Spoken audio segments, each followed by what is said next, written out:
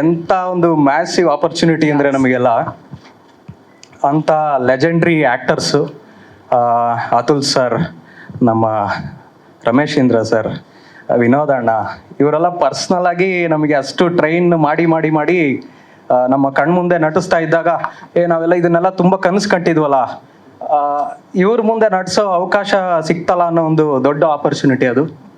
ಜೊತೆಗೆ ನನ್ನ ರೋಲು ಸಿಂಗ್ಲಿ ಅನ್ನೋ ಒಂದು ರೋಲು.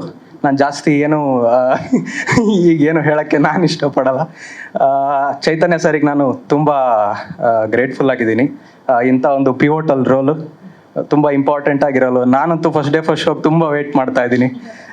ನಾನು ಆ್ಯಕ್ಟಿಂಗ್ ಅಂದರೆ ಕಲ್ತಿದ್ದೆ, ಮಾಡ್ತೀನಿ.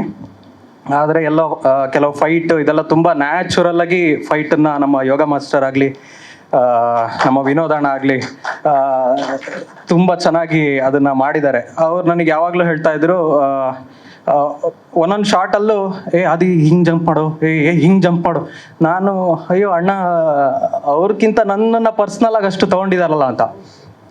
ಸೊ ನಾನು ಡಬ್ಬಿಂಗ್ ಫೈಲ್ ನೋಡಿದಾಗ ಎಂಥ ಒಂದು ಇಂಥ ಬಿಗ್ ಸ್ಕೇಲ್ ಸಿನಿಮಾಗೆ ನಾನು ಜೊತೆಯಾಗಿದ್ದೀನಲ್ಲ, ಅದಕ್ಕಿಂತ ಇನ್ನೊಂದು ಭಾಗ್ಯ ಇಲ್ಲ ಅಂತ. ಸೊ ಎಲ್ಲ ಮೇಡಮಿಗೆ, ಶ್ರೇಯಸ್ ಅವರಿಗೆ, ಚೈತನ್ಯ ಅವರಿಗೆ ಪ್ರೀತಿಪೂರ್ವಕ ನಮಸ್ಕಾರ. Thank you sir. ತುಂಬ ಗ್ರೇಟ್ಫುಲ್ ಆಗಿದ್ದೀನಿ ಸರ್ ಈ ಆಪರ್ಚುನಿಟಿಗೆ. ಫಸ್ಟ್ ಆಫ್ ಆಲ್ ನಾನು ಒಂದು ಹೇಳಬೇಕು, ಇಂಥ ಗ್ರೇಟ್ ಆರ್ಟಿಸ್ಟ್ ಜೊತೆ ನಾನು ಡೆಬ್ಯೂ ಮಾಡಿದ್ದೀನಿ. So I am so glad and I am so grateful to the Chaitanya sir, because ಇಂಥ ಆಪರ್ಚುನಿಟಿ ಕೊಟ್ಟಿದ್ದಕ್ಕೆ.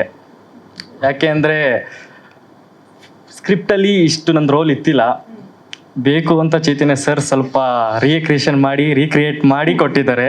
ಸೊ ಅದಕ್ಕೋಸ್ಕರ thank you so much sir, ಇಂಥ ಬ್ಯೂಟಿಫುಲ್ ಕ್ಯಾರೆಕ್ಟರ್ ಕೊಟ್ಟಿದ್ದಕ್ಕೆ. And thanks to producer madam ಕೂಡ, even mother India producer madam. ಯಾಕೆ ಅಂದರೆ first ನನ್ನ ಮೈಂಡಲ್ಲಿ ಇಂಟ್ರೆಸ್ಟ್ ಇತ್ತಿಲ್ಲ, to be honest.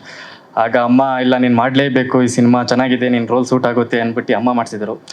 In case ಅವತ್ತು ನಾನು ರಿಜೆಕ್ಟ್ ಮಾಡಿದರೆ ನನ್ನ ಲೈಫಲ್ಲಿ ಬಿಗ್ಗೆಸ್ಟ್ ರಿಗ್ರೆಟ್ ಆಗಿರೋದು ಮೋಸ್ಟ್ಲಿ.